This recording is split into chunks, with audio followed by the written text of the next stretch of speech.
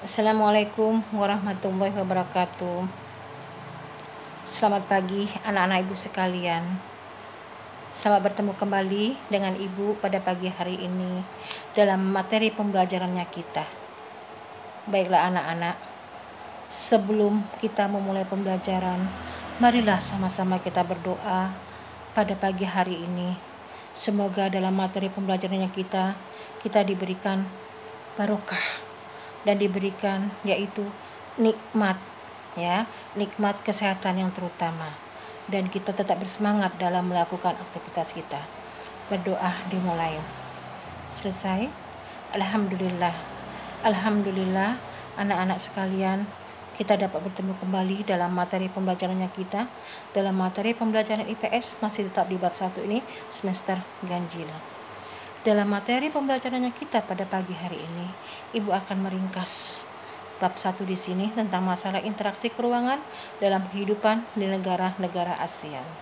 Masih ingat kan ya materi kita, yaitu tentang masalah ASEAN? Ya, apa itu ASEAN? ASEAN itu adalah singkatan, sering Ibu katakan dalam materi kita kemarin itu, apa singkatan ASEAN? Association of Southeast Asian Nation. Ini merupakan organisasi negara-negara yang ada di Asia Tenggara. Berapa negara yang ikut? Ada 10 negara. Ada Indonesia, Malaysia, Singapura, Filipina, Thailand, Brunei Darussalam, Kamboja, Vietnam, Myanmar, dan Laos. Masih ingat ya anak-anak? Insya Allah anak-anak semua masih ingat, dan Ibu berharap kalian masih mengingat materi yang kemarin sudah Ibu berikan. Baik anak-anak. Nah, kita ketahui letak astronomi ASEAN itu adalah 28 derajat lintang utara sampai 11 derajat lintang selatan dan 93 derajat bujur timur sampai 141 derajat bujur timur. Letaknya secara geografis, ASEAN ini terletak di antara dua benua, yaitu benua Asia dan juga benua Australia, dan dua samudra, yaitu Hindia dan juga Pasifik. Negara ASEAN ini memiliki wilayah laut dengan luas sekitar 5.060.100 km persegi dan luas daratannya 4.817.000 km persegi.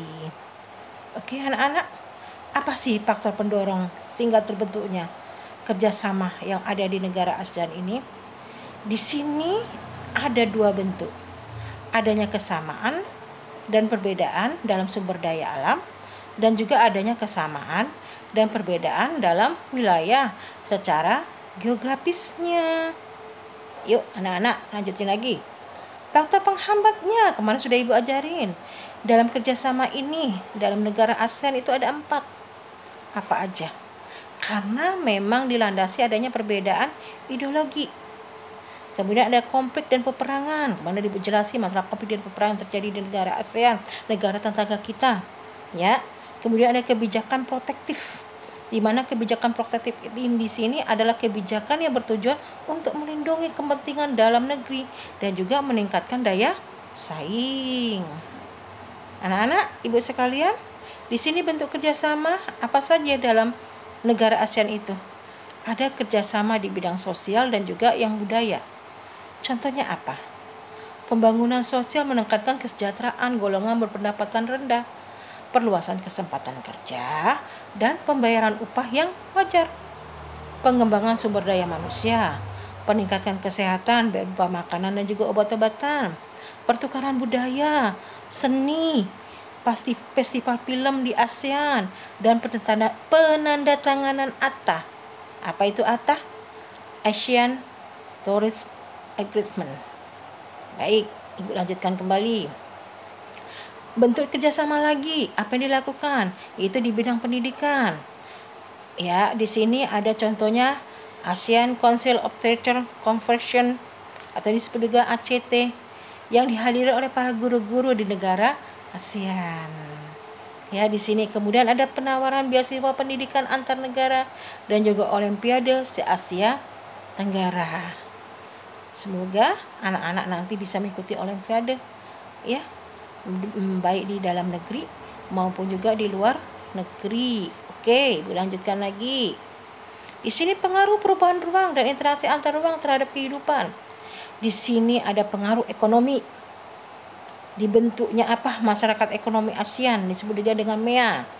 Secara sosial, di sini negara ASEAN itu menerima pengungsi berupa apa? Manusia perahu yang dari Myanmar. Secara budaya, diadakan festival budaya ASEAN. Kemudian secara politik, menyelesaikan sengketa perbatasan wilayah.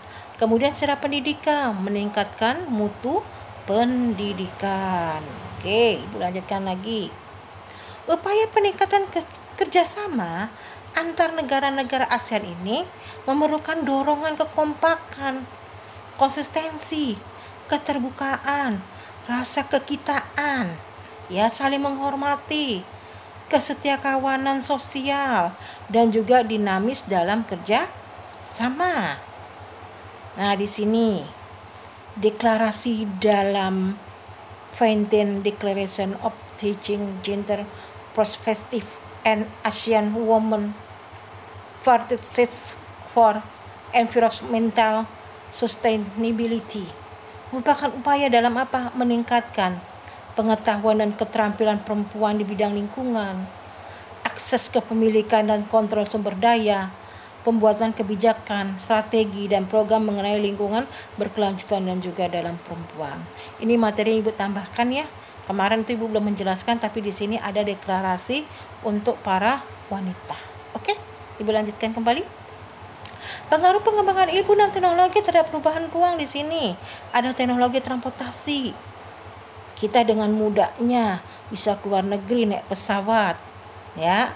Kemudian teknologi komunikasi, kita dapat melakukan komunikasi bukan cuma sekedar di dalam negara kita juga, tapi kita bisa melakukan yaitu berkomunikasi baik dengan menggunakan handphone atau telepon genggam dari negara kita ke negara luar, ya, negara atau dikatakan negara tetangga.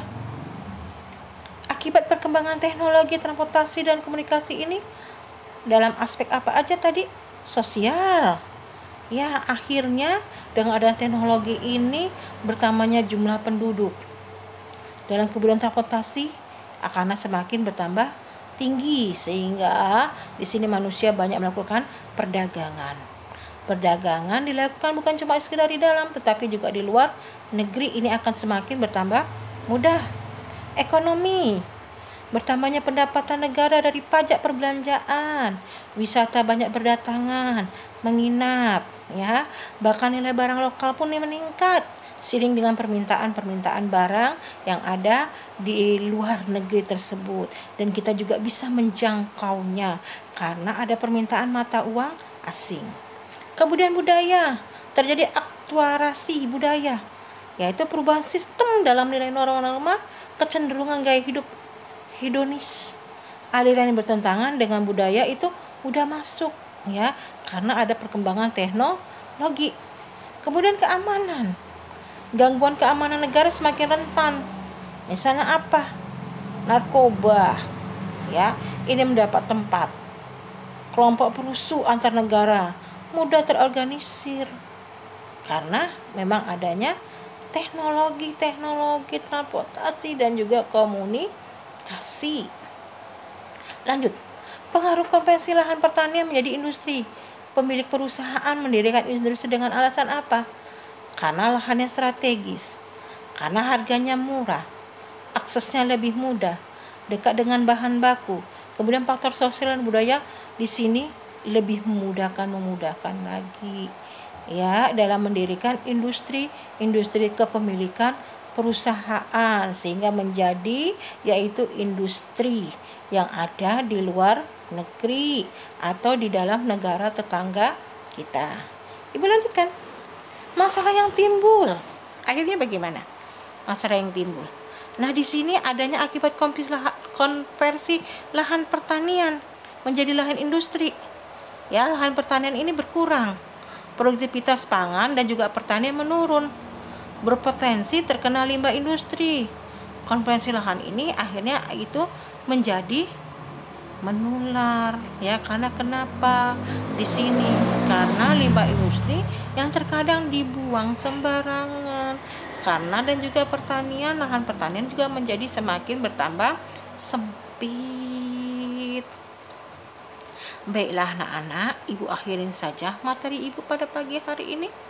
Tetap serius dalam belajar dan tetap jaga kesehatan ya. Semoga kita senantiasa selalu diberikan kemudahan dan kesehatan. Ibu akhiri, wabillahi taufiq wal hidayah. Assalamualaikum warahmatullahi wabarakatuh.